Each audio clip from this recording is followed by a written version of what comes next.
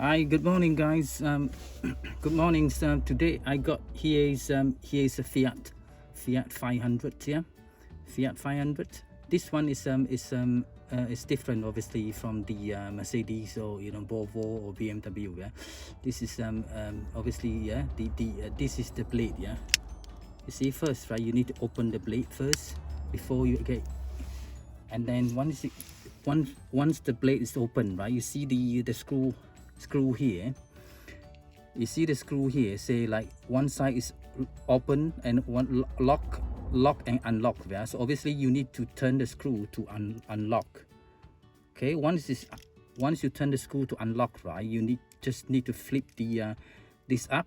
When you flip it up, right, you pull it out like that. You see the battery is in there.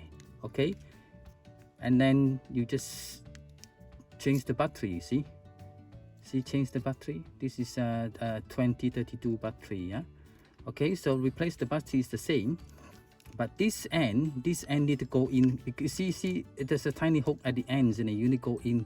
This need to go in first. When it's in, right, you just press it down, press it all the way down, and then you lock it again. Yeah, you just lock it, and then that's it. It's all done.